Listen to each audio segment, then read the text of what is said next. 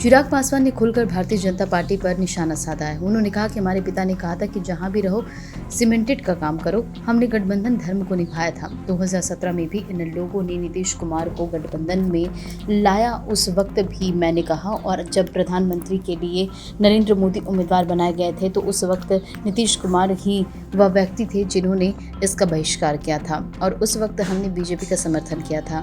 और आज हमें जिसने धोखा दिया है वह आप बेहतर से समझ रहे हैं। रही बात बूझा सीट की तो वहां जनता तय करेगी कि किस तरह से घटना घटी महापुरुषों के साथ, और वह जनता देख रही है और उनका बदला जनता तय करेगी। और कहीं न कहीं चिराग जो है आरजेडी का समर्थन करते नजर आए। मेरी पप्पू जी से मुलाकात हो या मुकेश सैनी जी ने जिस तरीके से ट्वीट किया, या राजद के नेता हो, कांग्रेस के नेता हो, एक विषय क्लियर है कि ये तमाम लोग जिस तरीके से मेरे नेता आदरणीय रामविलास पासवान जी और तमाम महापुरुषों की तस्वीरों के साथ, उनकी मूर्तियों के साथ जिस तरीके से उनका अपमान किया गया, भाई मैं बार बार इस बात को दोहराता हूँ, मैं पुनः दोहराता हूँ कि चिराग पासवान के घर खाली करने की वजह से कोई नहीं आ रहा है। चिराग पासवान को खुद को इस बात का कोई एतराज़ नहीं है कि भाई घर खाली हुआ, आज नहीं तो कल मुझे खाली करना था।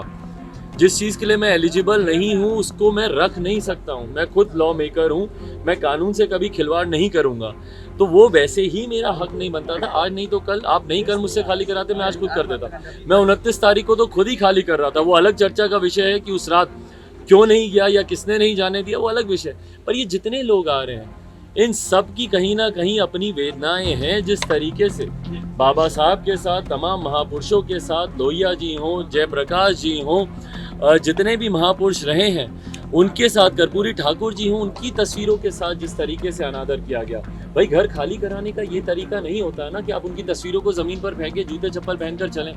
तो आज पप्पू यादव जी उसी क्रम में आए थे अपनी बातों को रखने। कल श्याम रजक जी या तेजस्वी का जिस तरीके से उनका ट्वीट आया, या कांग्रेस के तमाम नेता जितने हों, तो ये सब अपनी तरफ से अपनी इन विचारों को ही मेरे सामने प्रकट कर रहे हैं कि उनको कितना इस बात का दुख है कि जिस तरीके से इन तमाम महापुरुषों का अपमान हुआ है। क्या बीजेपी के किसी नेता ने आपसे अभी तक इस बात को लेकर बात की, बंगला खाली होने के बाद? भाई मेरी बातचीत तो होती है, व्यक्तिगत संबंध तो मेरे सबके साथ हैं ही।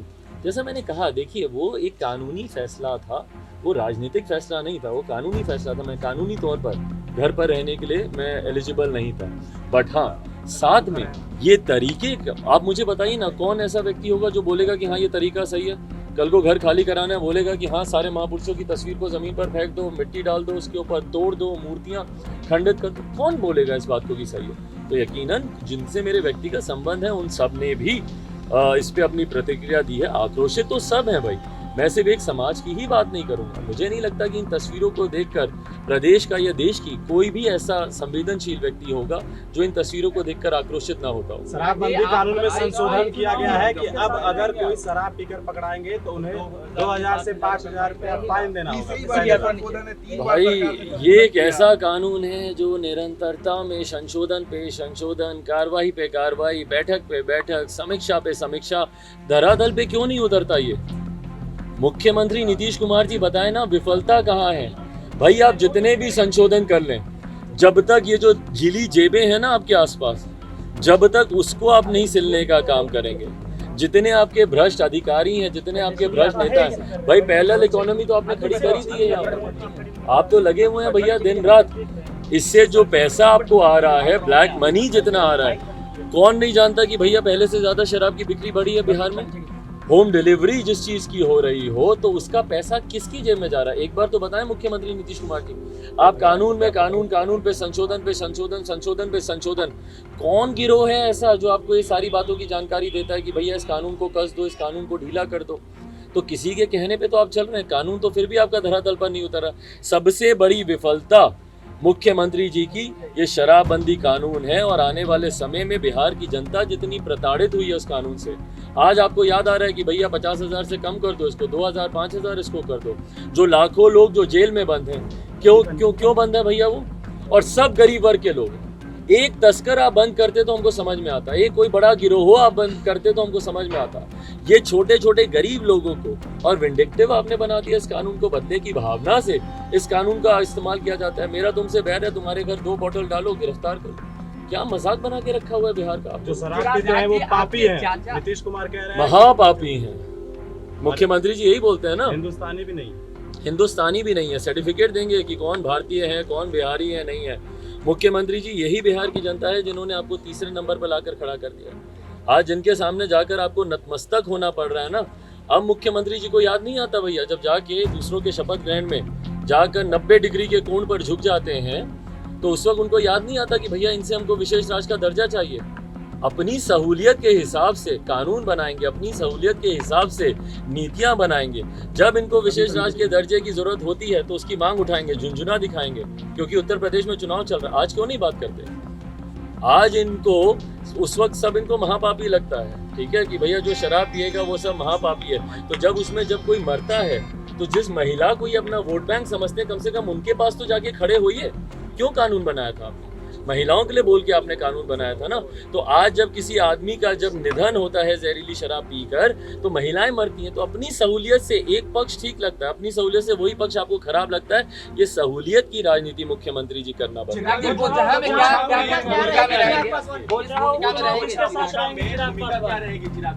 बोझा में तो मैं चुनाव नहीं लड़ रहा हूँ भाई। क्या अभी भी बीजेपी के लिए प्रेम है सर आपका? क्योंकि 2014 में सूत्रधार आप ही थे गठबंधन। बिल्कुल 2014 में था, और ईमानदारी से मैंने अपने नेता से मैंने यही बात सीखी कि आप जिसके साथ रहें पूरी ईमानदारी के साथ रहें, और पूरी ईमानदारी के साथ मेरी ईमानदारी पर भले आप लोग कभी तंज में मुझसे सवाल पूछें, पर इतना तो आप लोग मानेंगे कि मेरी निष्ठा और मेरी ईमानदारी में तो कहीं कमी नहीं थी। धोखा मुझे सामने वाले ने ही दिया, मैंने धोखा तो मुझे सामने वाले ने ही दिया। क्या मैंने किसी के साथ गलत किया?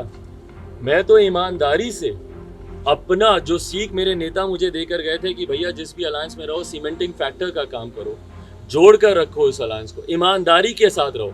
मैं तो विपरीत परिस्थितियों में भी ईमानदारी के साथ ही भाजपा के साथ रहा। मुख्यमंत्री नीतीश कुमार जी को रातों रात 2017 में आप गठबंधन में वापस लेकर आ गए, और ये वही मुख्यमंत्री हैं जो 2014 में प्रधानमंत्री जी के प्रधानमंत्री पद की दावेदारी के नाम पर ही उनका हाथ छटक कर अलग हुए थे।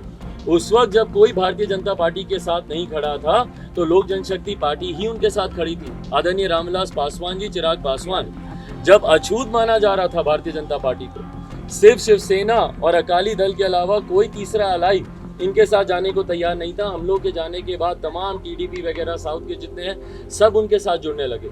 तब से लेकर अभी तक, बल्कि मुख्यमंत्री जी के साथ कभी हम लोग सहज नहीं रहे। 2017 में जब रातों रात वो गठबंधन का हिस्सा बने, उस वक्त भी ये असहजता मेरे नेता मेरे मन में थी कि भैया मुख्यमंत्री जी ने हमेशा हम लोग के खिलाफ राजनीति की है। मेरे नेता को अपमानित करने में हम लोग के विधायक 2005 से लेकर अभी तक निरंतरता में पासवान समाज को भाई प्रताड़ित करने में मुख्यमंत्री नीतीश कुमार ने कोई कसर नहीं छोड़ी। मेरे नेता को अपमानित करने में, राज्यसभा नामांकन की बात हो या जब मेरे नेता वेंटिलेटर पे थे, किस घमंड से मुख्यमंत्री जी बोलते थे, अरे जाकर पूछिए रामविलास पासवान जी से, 2 विधायकों की सहायता से राज्यसभा गए क्या? उस वक्त मेरे नेता वेंटिलेटर पे थे, बोल नहीं सकते थे, अस्पताल में थे, मुस्कुरा के आप लोगों के सामने बोलते थे अच्छा बीमार है क्या, हमको तो मालूम ही नहीं है। उसके बाद भी 2017 में जब ये आए तब भी हम लोगों ने भाजपा से ईमानदारी से अपना गठबंधन धर्म निभाया। उस वक्त भी हम लोग असहज थे, अलग होना चाहते थे। प्रधानमंत्री अमित शाह जी ने, उस वक्त तत्कालीन भारतीय जनता पार्टी के राष्ट्रीय अध्यक्ष थे, वो मौजूदा गृह मंत्री, उस वक्त इन लोगों ने हस्तक्षेप किया और स्पष्ट कहा कि भाई आपका गठबंधन भाजपा के साथ है, हम लोग के साथ है, मुख्यमंत्री से आपको क्या लेना देना। हम लोगों ने तब से लेकर अभी तक विपरीत परिस्थितियों में भी भाजपा का साथ दिया। 2020 का चुनाव जब मैंने लड़ा, भाजपा के सामने मैंने अपने प्रत्याशी नहीं उतारे, तो भाई मैंने तो ईमानदारी से अपना गठबंधन, अपना फर्ज निभाया। अब सामने वाले की करनी है, सामने वाले के कर्म है, जो उन्होंने किया नहीं किया। मैंने इस बात को मैंने स्पष्ट किया है कि हम लोग भाई वहाँ पे चुनाव नहीं लड़ रहे।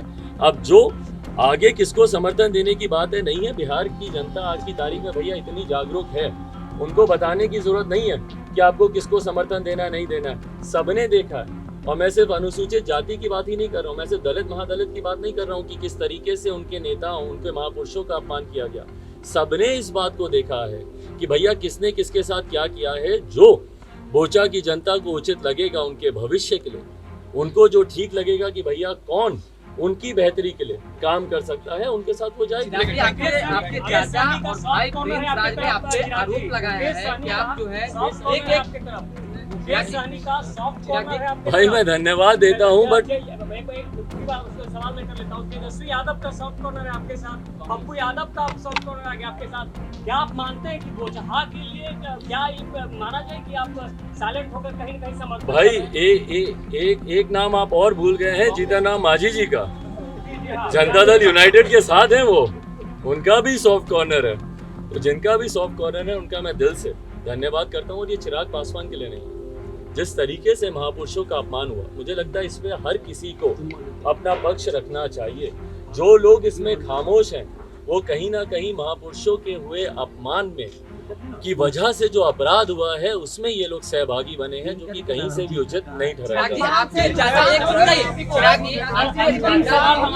आरोप लगाया, भाई प्रिंस राज ने आरोप लगाया, कहा कि आप नौटंकी कर रहे हैं। आप मीडिया में लगातार बयान दे रहे हैं कि आपके पास दिल्ली में घर नहीं है, लेकिन जो घर आपको 2019 में भाई जो आरोप इन लोगों को लगाना है, जो अपने भाई के साथ नहीं खड़े हुए, ठीक है, उनकी बातों पर अब मैं क्या जवाब दूं।